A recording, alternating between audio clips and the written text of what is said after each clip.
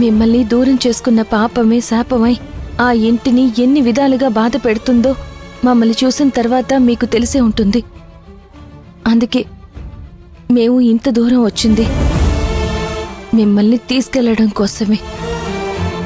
దయచేసి మాతో రండి. భూమి,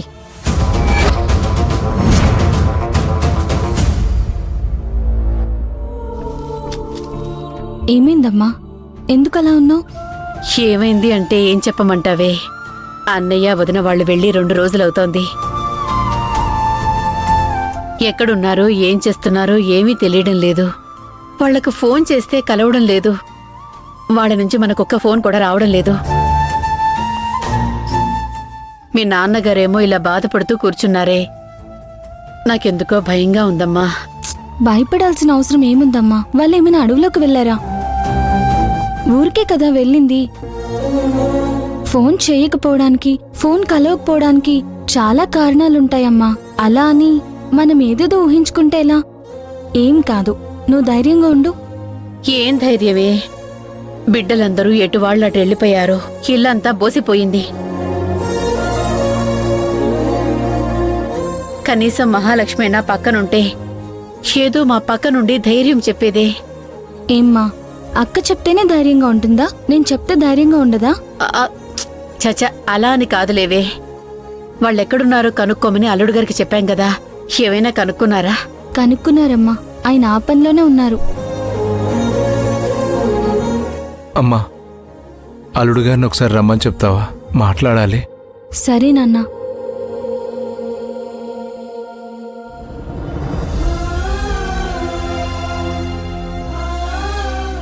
ఎక్కడికి రావాలి? ఎందుకు రావాలి? వద్దని విసిరేసిన వాళ్ల కోసం నేను రావాలా? పసిబిడ్డని ఒడిలోకి తీసుకున్న ఈ ఊరిని వదిలి నేనెందుకు రావాలి? బిడ్డను కని నీళ్లల్లో పడేసిన కుంతీదేవి ఎంత బాధపడిందో నాకు తెలీదు. కాని కర్ణుడు జీవితకాలం తన పుట్టుక చెప్పుకోలేక రాజవంశంలో జన్మించి కూడా అల్పుడు అంటరానివాడుగా బతికాడు. ఆనాడు దుర్యోధనుడే ఒక స్నేహితుళ్లా చేరదీయకపోతే ఆ అడవుల్లోనే గుర్తింపు లేని బతుకు బతకాల్సొచ్చేది. వద్దని కుంతి పారేసిన అడవి తల్లి తన బిడ్డగా చేరదీసి ఆయన్ని మహావీరుణ్ణి చేసింది. అందుకే తన తల్లి ఎవరో తెలిసిన తర్వాత కూడా ఆ తల్లి దగ్గరికి వెళ్ళలేకపోయాడు. నా కథ అలాంటిదే. నేను అవసరం లేదు అని నన్ను విసిరేసిన వాళ్ళు ఎలా ఉన్నారో నాకు తెలీదు. కాని నన్ను తీసుకొచ్చి ఇంతదాన్ని చేశారు. ఈ ఊళ్ళో నాకు ఒక దేవత స్థానం కల్పించారు. నా మాటకి విలువిచ్చారు. నన్ను ఇంతగా ప్రేమించే జనాల్ని వదిలిపెట్టి నేనెందుకు రావాలి? నాకెవ్వరూ అవసరం లేదు. వచ్చిన దారినే బయలుదేరండి.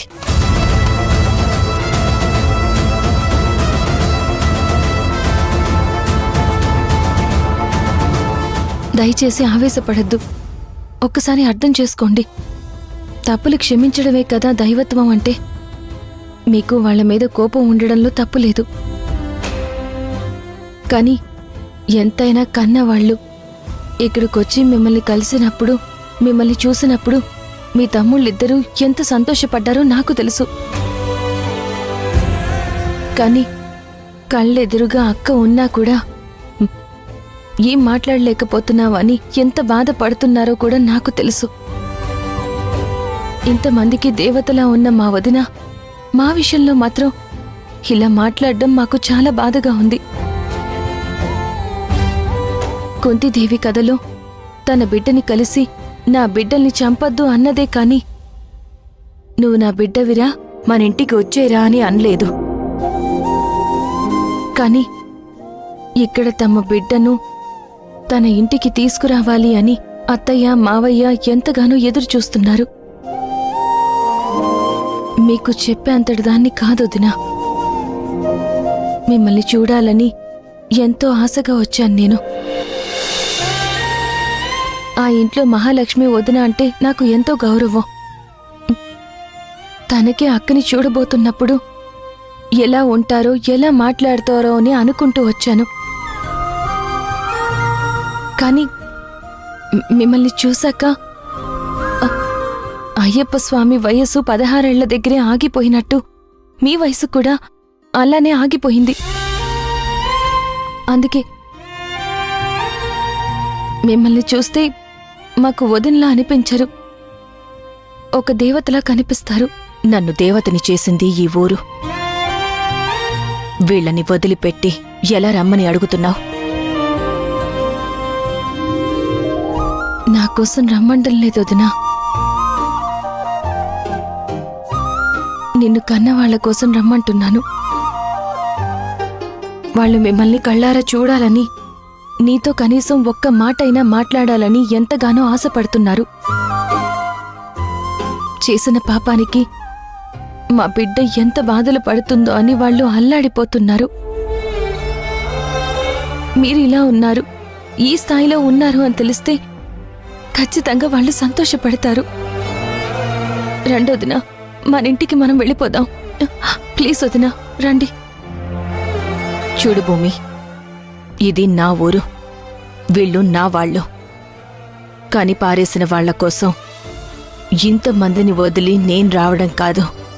నేను లేకపోతే ఇక్కడ చాలా ఘోరాలు జరిగిపోతాయి. ఎవరో నా కోసం ఎదురు చూస్తున్నారు, ఎవరో నా కోసం బాధపడుతున్నారు అని నన్ను ఇంత దాన్ని చేసిన వీళ్ల ప్రాణాలు గాల్లో పెట్టేసి రమ్మంటావా? అలా నేను రాలేను. నేనిక్కడే ఉండాలి.